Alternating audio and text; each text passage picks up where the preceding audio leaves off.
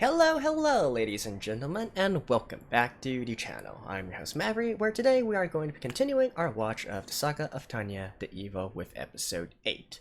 So, last episode, we essentially got the invasion of Sweden and Denmark from the Second World War, right? Where, it went swimmingly, to say the least, and I think more importantly we got a lot of information in regards to Tanya's character, in regards to the historical setting, how it's actually a kind of World War I, World War II slash in between. It takes in events inspired from both world wars, and as well as learn a little bit more about the technological level of the various powers at play. So it's actually a little bit more concentrated towards World War II if we look at just the weaponry that they used from last episode, right? And as well as because we know that part, then we can put the relative power of the mage groups into perspective, right? And we also left on a big foreshadowing of the United States entering the war. So, what's going to happen now? It depends on how far they want to diverge from history, and in fact, like what history they're going to go for, right? So I mentioned last episode that the initial invasion of Sweden was not quite as easy. I mean, it was easy, but it didn't end so quickly because the Allies did send reinforcements. However, in this world, it seems that the Great Britain of this world, or the Commonwealth, or the Allied Kingdom, whatever it's called, has not officially entered the war yet. So it seems that the Republic is probably just going to let the Entente Alliance, Sweden, hang out to dry. So I'm assuming that that northern front is finished, and they're going to turn their attention back to the western front, right? So then the question becomes, are they going to be inspired from World War I, where I guess probably it would be taking note from the 1918 offensive of the Germans that almost pushed the German lines all the way to Paris, or they're going to take inspiration from World War II, where the German Blitzkrieg strategy managed to bypass all the defenses, the what's it called again, Maginot line of the French, and drive the Allies all the way to the sea, where eventually the evacuation of Dunkirk happened, right, and began the German occupation of France. So, judging from, since we are going from a German perspective from this anime, I'm assuming that probably the latter is more likely to happen, but we'll see. In any case, let's just get into the episode. So let's begin in 3, 2, 1, play.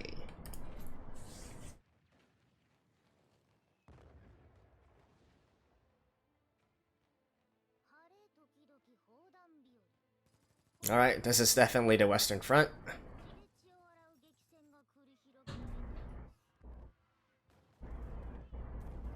This is so World War I though.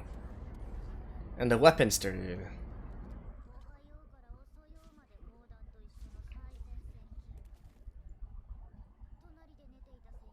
And I also made the comment last episode that, with the technology levels that we were shown, there's no reason that there's no tanks here yet.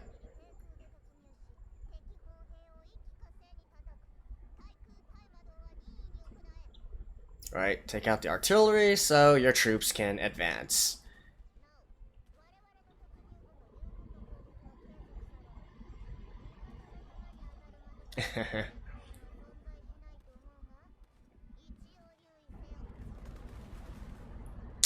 If they're attacking this way, it's more reminiscent of World War I.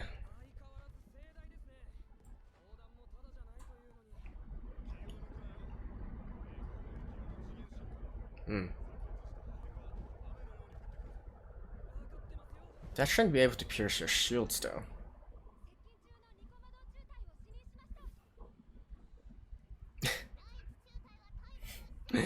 Oh my god. These, every time I see these, I just think it's so ridiculous. What?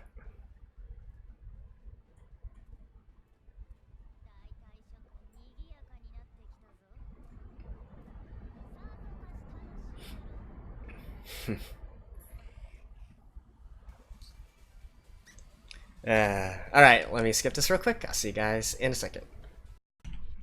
And back.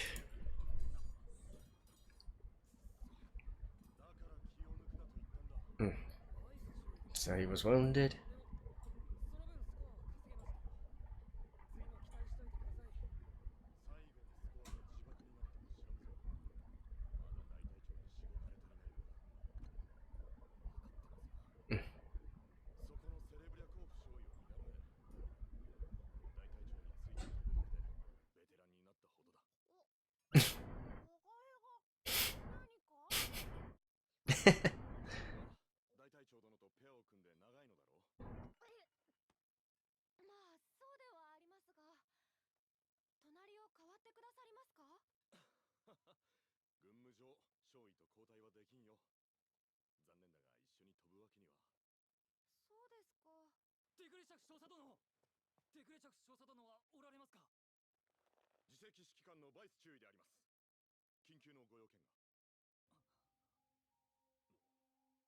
Hmm?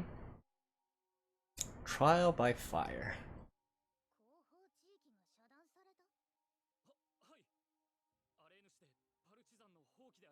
What? Ah, territory that they gain.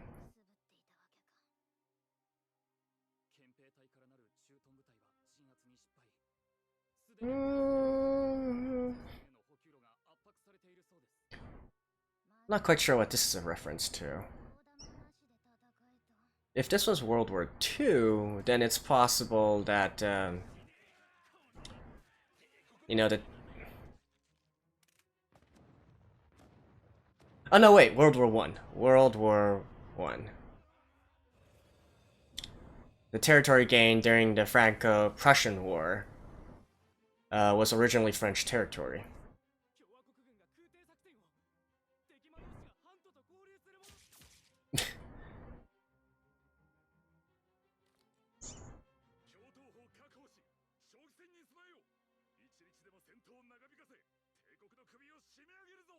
I believe the territories of Alsace?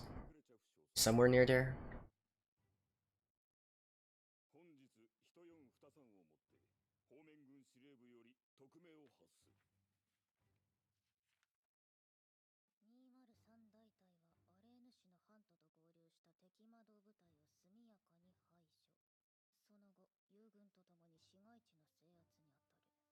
Okay.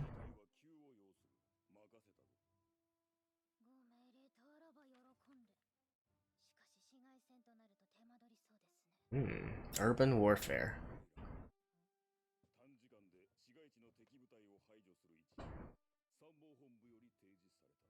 Level the city.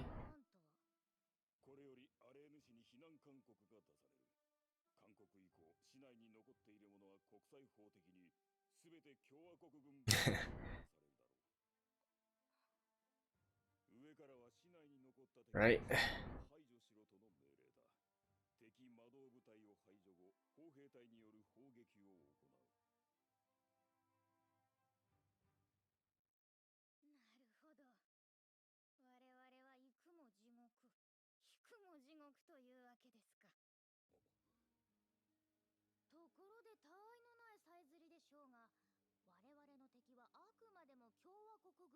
They want to wipe out the population.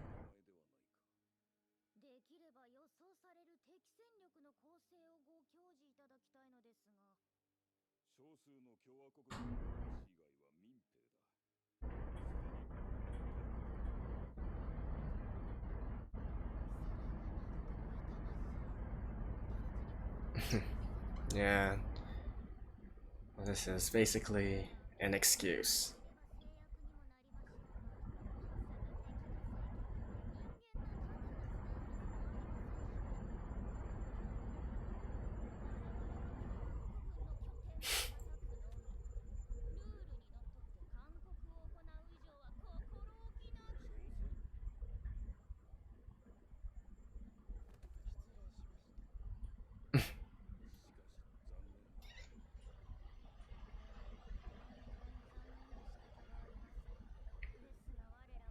Yeah, there's no way for them to actually evacuate.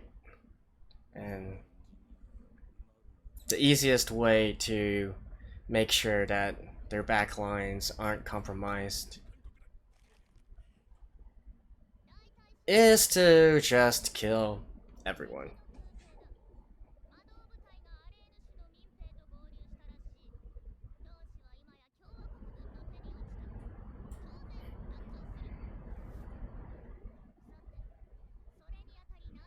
How is she going to explain it?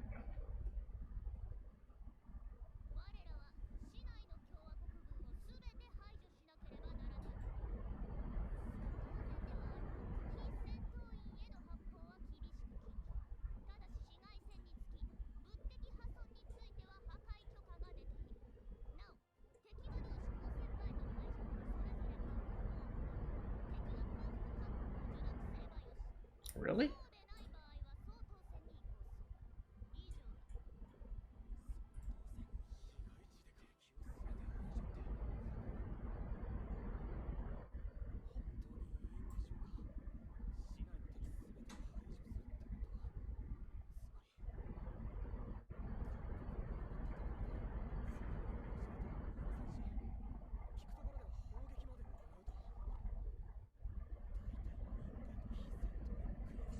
Yeah, so basically kill everyone.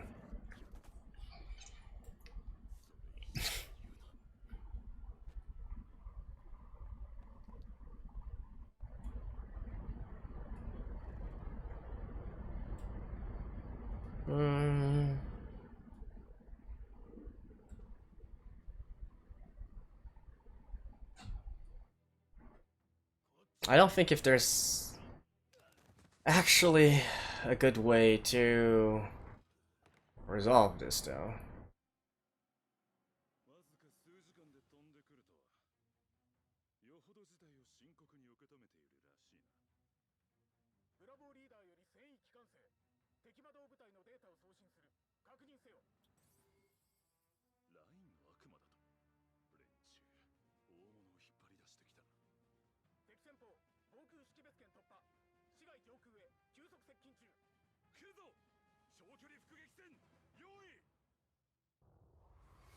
Oh, I think you guys are one about to be ambushed.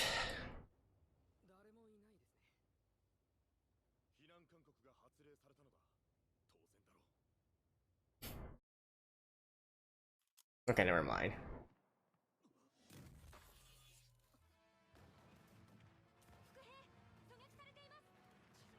You guys should have expected that, though.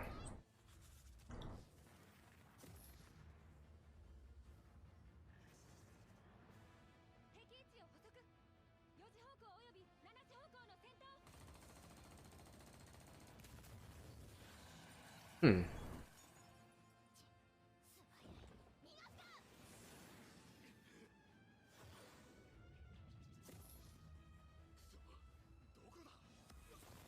Yeah, fighting in urban environments is not the best idea when there could be ambushes on every single side.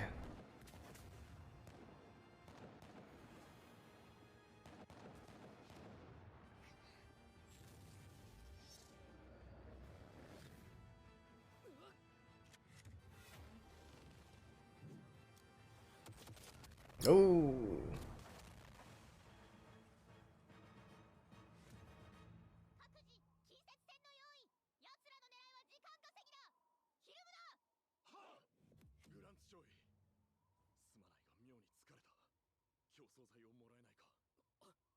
Oh, stimulant?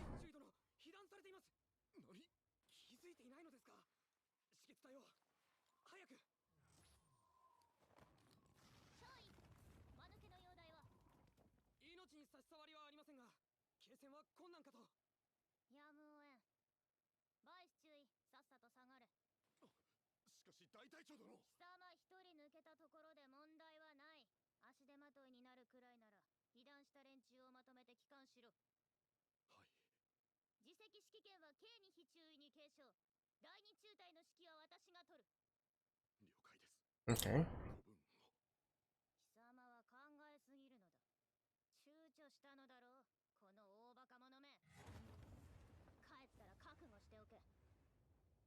Mhm.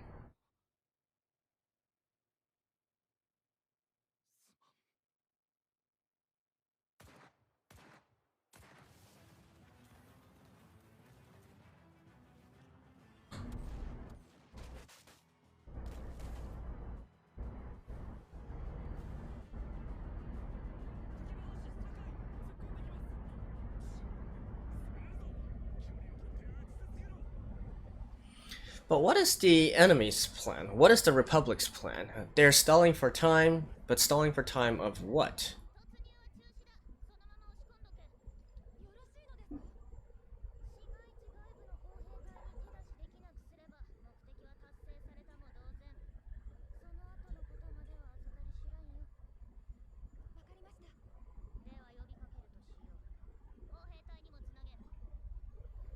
They're just gonna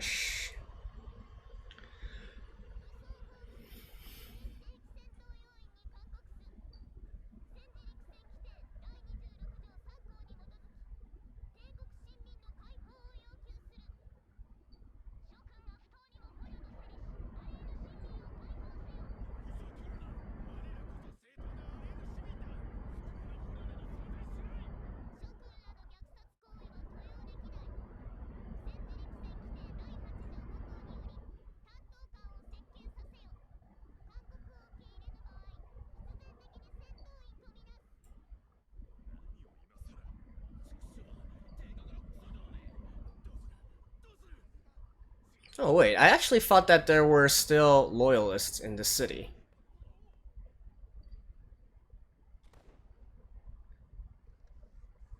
Yeah. I actually thought there were loyalists in the city, and they were going to indiscriminately kill them all. However, these are rebels. And in this kind of case, I don't know, I'm not getting the moral issue here.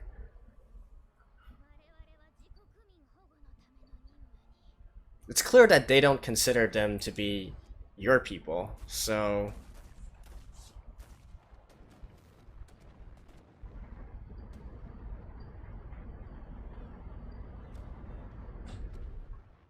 No, wait, they're still innocents. Alright.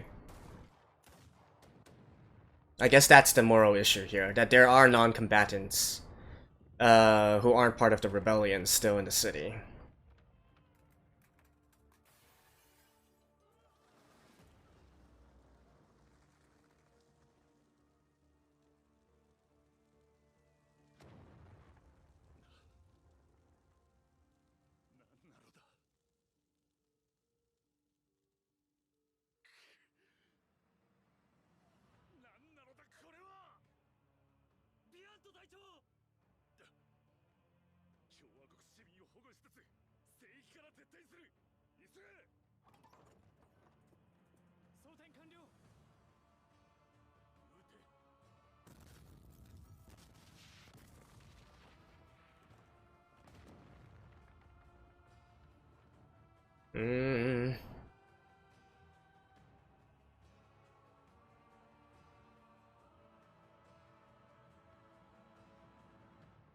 I don't know, man. It's... They even call them Republican citizens. Mm.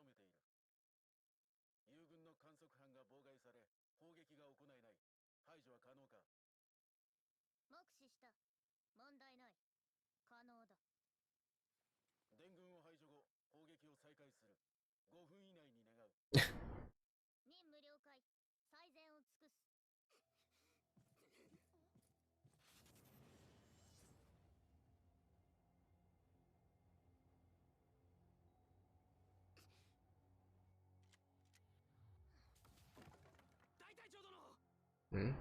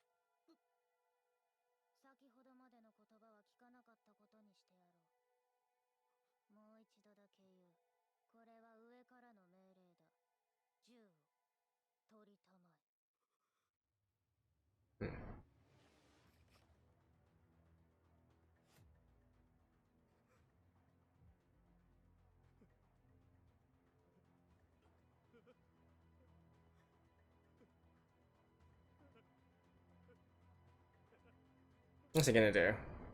Is he gonna kill himself? Is he gonna try to kill Tanya? No.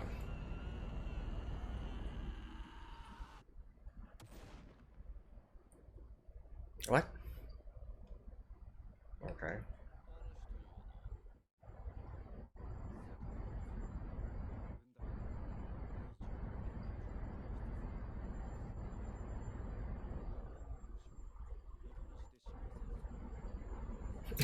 Don't tell me this is Tanya's paper.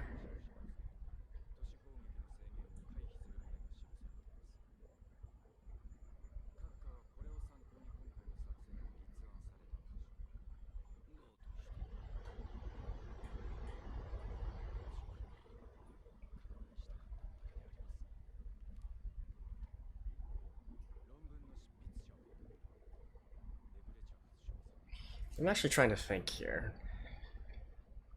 In World War One,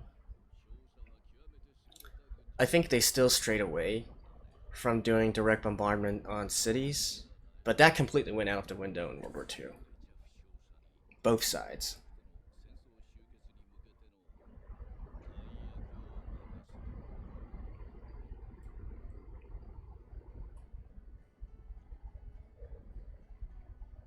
Oh?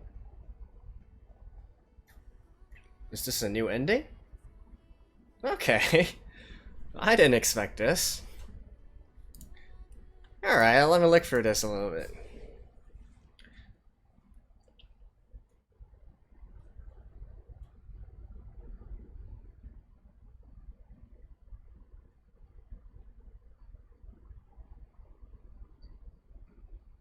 Well, actually, on second thought, I'll just look for it myself. And if there's anything interesting, I'll talk about it after the episode. So, I'll see you guys in a second. Oh, and there's actually something else after the ending.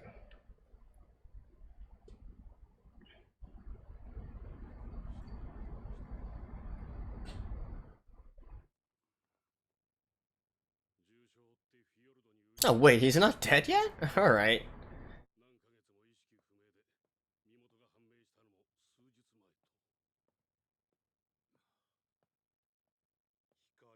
Hanson?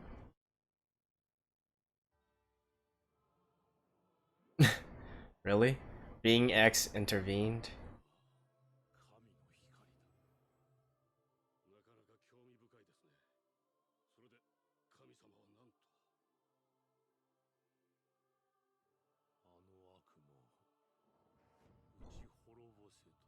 Okay.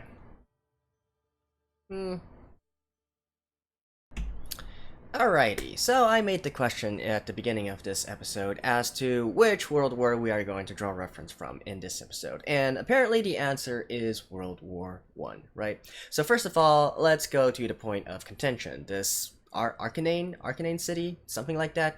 Judging by where it's situated, somewhere near the borders or within the Empire territory, and also judging from the fact that it's a city located near the river or a territory located near the river, and the fact that it's sympathetic towards the Republic, as I said, it's most probably a reference to the region of Alsace, or as it's more formally known in the First World War, the territory of Alsace-Lorraine. Right? So, this is a territory that was originally part of France, that was given to the newly formed German Empire following the conclusion of the Franco-Prussian War in 1871. some 1870s. All right. So, anyways, it was part of France and then given to the Germans, right? On the basis of, first of all, in terms of its culture, its language. At that time, there were a large a large percentage of the population actually spoke German, and their culture was similar to German.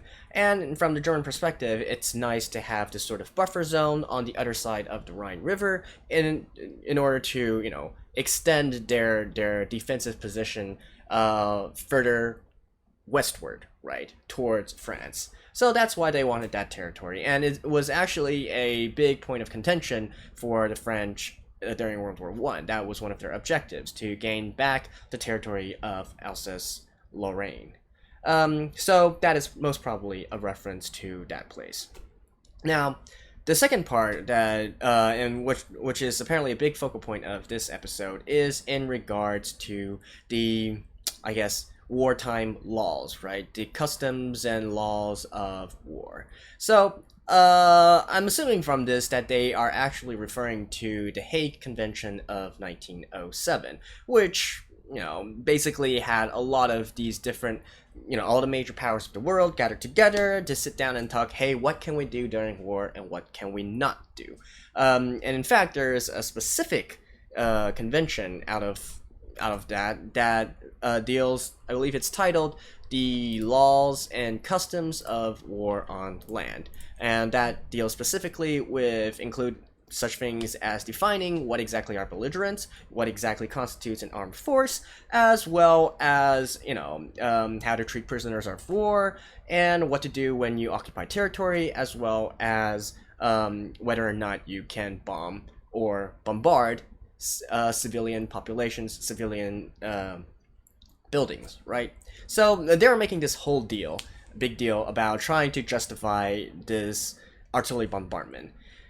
The thing is, though, that, from a very technical standpoint in regards to the definition of the laws of this Hague Convention, they didn't need to go through this entire loophole in the first place. Like, yes, it's actually mentioned specifically in the convention that you cannot bombard civilian population centers, except if that place, but that pertains only when that said civilian population or civilian focal point is undefended.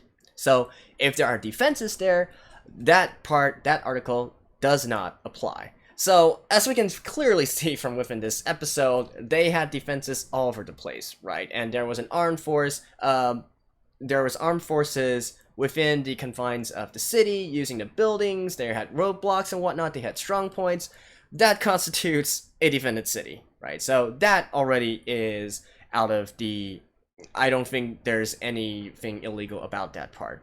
The second part is in regards to having to declare that they are going to commence bombardment on the city. Now that is true. That is also within the Hague Convention of 1907, at least the parts pertaining to bombardment of cities.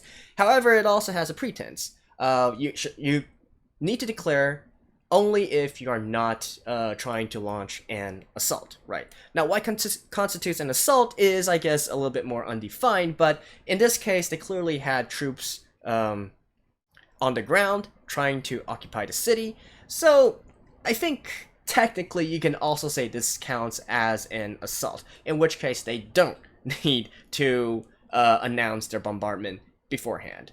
So, actually, if you look at it from a very, very technical perspective, I don't think they need to go through all this legal loophole to try and justify them basically attacking this city. I think they were justified even without having to do all of this grandstanding, right? So, let's move on from that part. Really, I think we can simplify this episode into, like, even remove all the complex situation of them being... Republic sympathizers, but officially Empire citizens and whatnot. Let's take that all completely out of the equation. What it boils down to is basically one question. Is it okay to attack the civilian population of the enemy?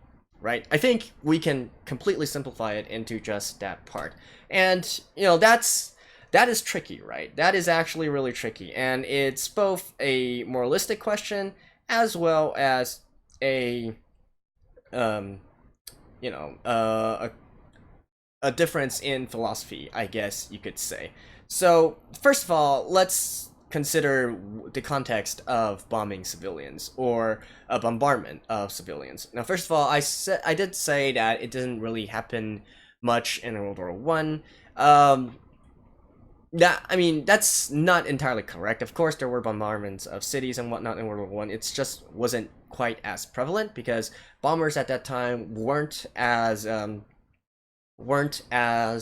effective as they are through World War II and so on. And also, artilleries were mostly used on the enemy forces, right? They didn't really have the spare time to bombard cities, although that did happen. I believe Paris was the subject of many an artillery bombardment during World War I. But that wasn't really a big focal point, right? Now, in World War II, everybody was bombing everyone, right?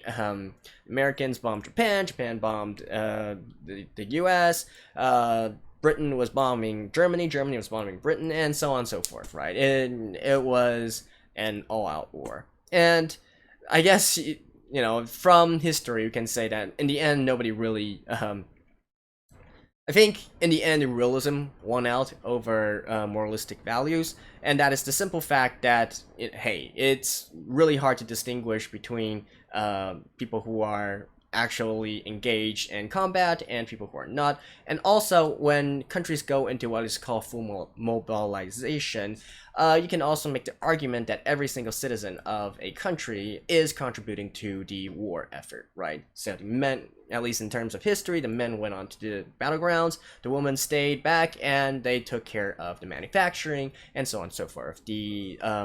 The logistics and supplies part of war. So in that part, they are also contributing to the war effort, right? The definition of belligerents actually include non-combatants as well. As long as you're engaging in something that is supporting the military, you are considered a belligerent. So again, from a technical perspective, this isn't anything illegal. It's really just a case of how you want to look at it. And I think most people here, especially if you are watching this series, you probably like subjects in related with military matters, right? So probably, I'm guessing that most of you guys who are here right now, even if you don't completely agree with this kind of concept of bombing civilians and whatnot, bombing innocents, I think probably almost all of you will agree that it is necessary in terms of its strategic value. It's just one of the unfortunate consequences of war, and of course people want to avoid it as much as possible, but it is hard to avoid completely as long as there is war. I mean, in a sense, you could say that war by itself is immoral, right? So from that perspective, of course everything in it would be immoral as well. I guess I don't think there's really a conclusion to this. It's really a matter of belief. Like, my personal perspective is I don't like it, but I do feel that it's a necessary evil. And that is my stance on this kind of situation. And apparently, I'm guessing Tanya most probably agrees as well, because we all know that she's actually not the kind to just blindly follow her superior's orders, but she also only does them when she agrees with the thought and reasoning behind it. And judging from the actions of the lieutenant that she was berating for this episode, he eventually got that into his skull as well. Now, war is not fun, right? I think that is the final point of this. So, yeah. But in any case, that's been episode 8. Again, fairly straightforward. I'm a little bit curious on what Zetor's big plan is in regards to using Tanya. Maybe assassination? Question mark? Now that would be interesting, wouldn't it? But in any case, let's just see within the next episode. So until then, I'll see you guys, and bye-bye.